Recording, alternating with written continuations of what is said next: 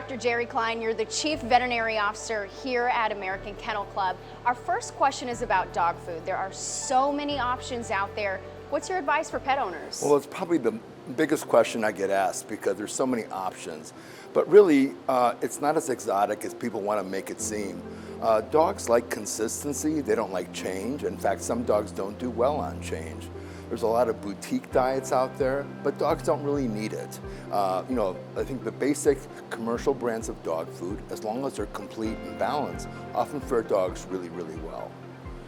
There's a brand, something called an organization called AFCO. It stands for the Association of American Food Control Officers, AFCO. And every bag of dog food should have that. That bag of food should be certified for that. And that's a bag that everything is complete and balanced for that age group. So if you have a rapidly growing puppy, especially a large or a giant breed, you want to look for a food that's made for a large or rapidly growing puppy. Other than that, if your dog is doing well, not too thin, not too heavy, has good stool, its coat and hair is good, and your vet said it's okay, you probably don't need to change.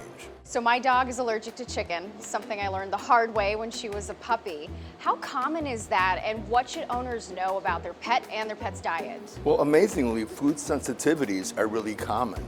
And I found that my own dog is sensitive to chicken. Wow.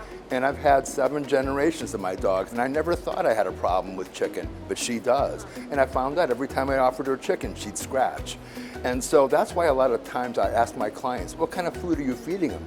And they may be able to remember the brand, but they never answer me the real question. What's the protein? Is it lamb? Is it beef? Is it salmon? There's a reason things are on the label. I want people to read the label and at least know the first 3 or 4 ingredients on the back of the label.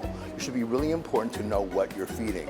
If your dog has constant itching or allergies, bad ears, or licking of their feet, talk to your veterinarian. The food might be the culprit. What about chicken byproduct? Because I often also see that on the label too. You know, if they're allergic to chicken, they're going to be allergic to byproduct. It's oftentimes used in dog food. It doesn't make any lesser thing. We may not use it for us, but it's perfectly fine for dogs as long as the source is okay. With the legalization of recreational pot, marijuana toxicity has been a really big concern. What should pet owners know? Well, I worked emergency for 35 years, so we saw a lot of dogs that got into things. And one of the many things they got into was marijuana.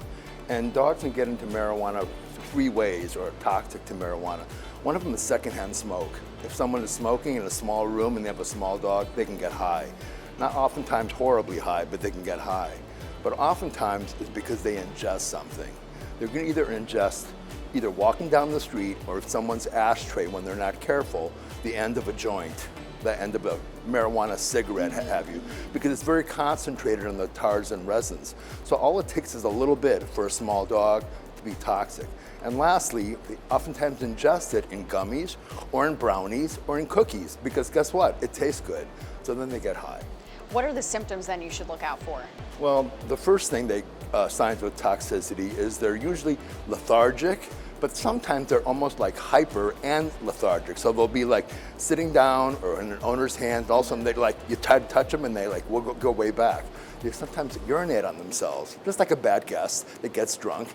They may vomit or not because marijuana has anti-nausea properties. That's why they use it in cancer. So depending, how much they get, they may or may not vomit.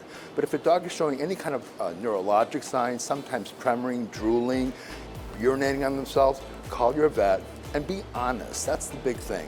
We're not judging as a vet. We want to treat the dog.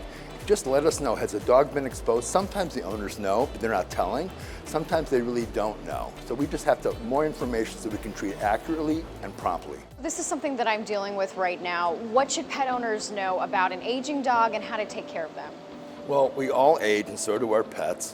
One thing we can try to do before they get old, and it's really important, prevent them from getting overweight.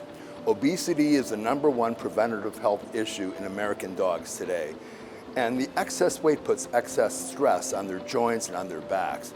So try not to let a dog get fat when they're younger. That helps, #1. Then there's joint supplements you can talk about with your vet.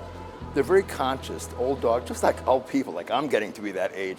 Cold weather, be careful of drafts. Make sure they have their coats and booties if they need to. ask your vet of things they can do, and keep up on, vet checks at least twice a year.